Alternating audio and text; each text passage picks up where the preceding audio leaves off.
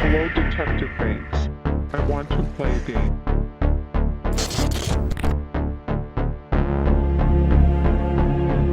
You should probably run. Nope. Nope. Hell no.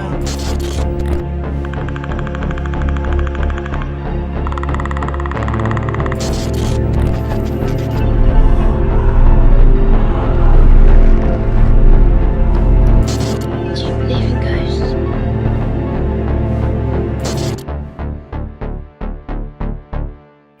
Hello everyone, Josh Myers, and welcome back for another movie review. And today the movie I'm going to be discussing is the latest entry into the Predator franchise, Prey, from 2022. There's something out there. I've never seen anything like it. I'm not frightened by a bear. It's not a bear.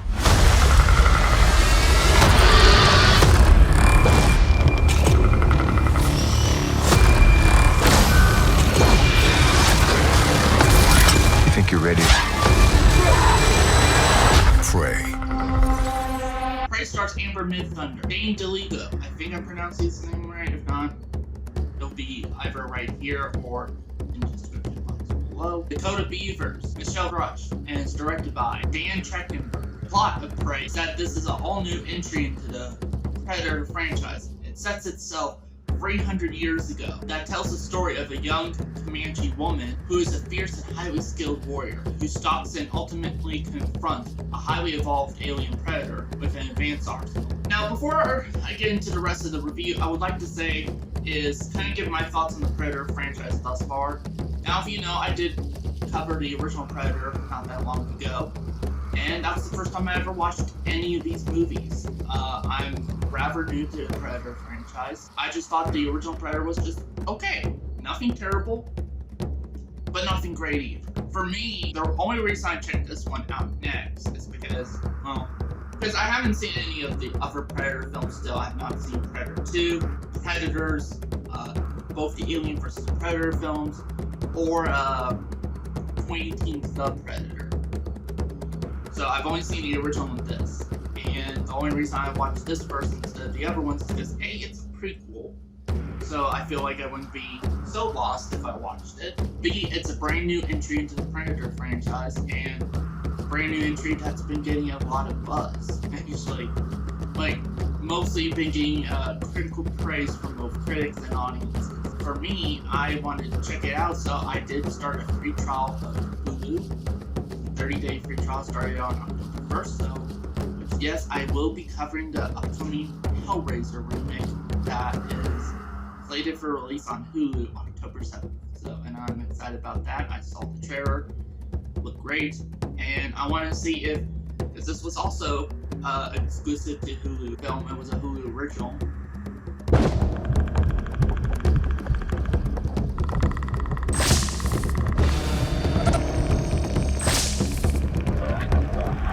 I will say I really dug, the first thing I noticed is that I really dug the cinematography of this film.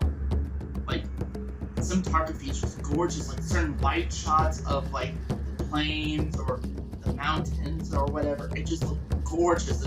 Like, honestly, it looked like something like, you know, like a place I wanted to go to just to get away from it. I mean, you know, because it just looked gorgeous, beautiful. So I give props to the cinematographer on it.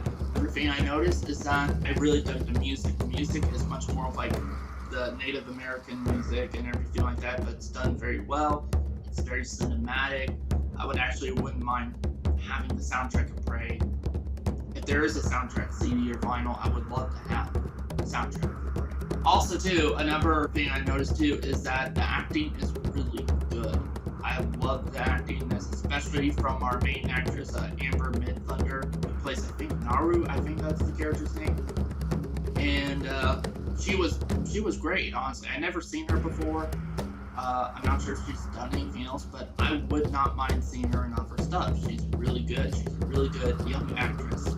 So I also don't know who the actor is, but I like the actor who plays her brother, and I like the whole brother-sister dynamic there. Also too, overall, I really dug the story. The story where she And it's a classic story. It's just like a classic type of story where, you know, a woman has to, like a young woman or just a woman in general, have to prove her worth to the other gender, so men mostly.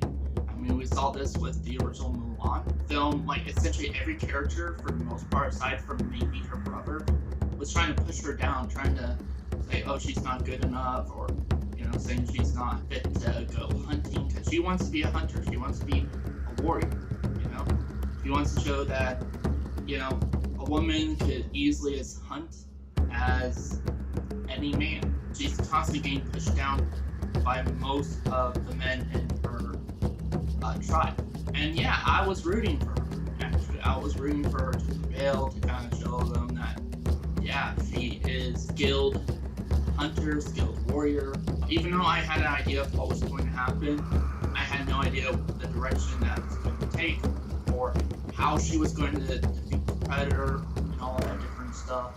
Which, that's another thing I like to talk about too, and that is the new design of the Predator. While this Predator is still highly advanced compared to Naru and the other members of this tribe, it's still not, like, honestly, this version of the Predator is still not as advanced as the Predator you saw that was fighting Arnold Schwarzenegger. And that's because this is set 300 years ago. So if human beings were kind of primitive in the sense of technology and that, then the Predator will be more primitive compared to what you saw in the original. And I like the design of this new Predator, actually. And I like all the different weapons it possessed. You know, I like the fact that it used arrows as well. So it is not unrealistic to think that, you know, Naru has a chance to defeat the Predator. Because the Predator is not as advanced as the Predator you saw fighting Arnold Schwarzenegger and all those other armed military personnel in the first film. Oh, I really dug the runtime of this, like the pacing of this film. The film clocks in 2 hours and 13 minutes, and it feels like that's a decent runtime. It doesn't overstay its welcome, but it also doesn't like speed through any like character development or, you know, plot details or emotional moments. I really dug the pacing of this film. I also dug the fact that while this film is gory, it's not it's not as gory as even the original Predator. Like, you don't see Predator ripping out someone's skull and spine. You know, you don't really see that.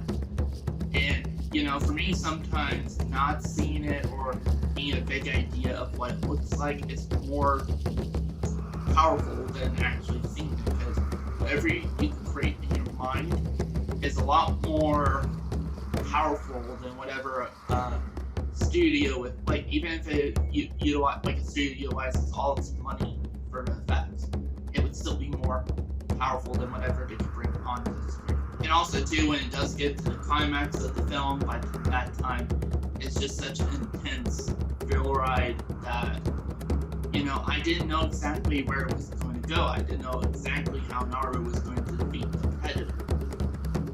I know I had an idea that she would defeat the Predator, but I had no idea how she was going to do it. And I thought the way that they had her defeat the Predator was very smart. It was very clever, very creative way of how to defeat this creature. Also too, another thing I gotta say is that the CGI, whenever they do utilize CGI in this, it's really good, especially on, like, for example, the scene where the bear attacks Naru.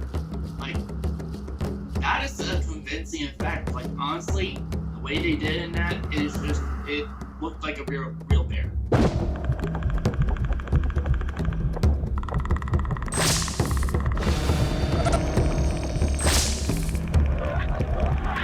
And honestly, for me, I don't have anything I'm rather mixed on in regards to something that he, like, thought was, like, about this film.